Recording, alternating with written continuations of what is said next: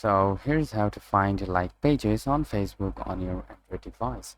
So for that reason, first of all, open up the Facebook application and then simply tap on the three dots on the right upper side. Simply tap on that, and then from here you need to find out the pages.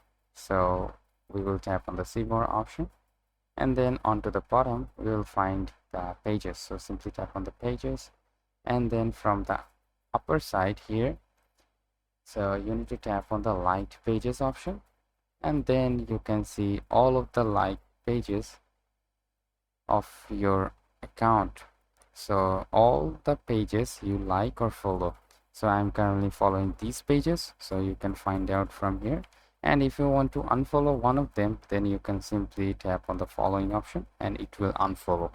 So that's how you can find followed pages on Facebook on your mobile phone. So hope this video helps. If yes, please leave a like and we'll see you next time.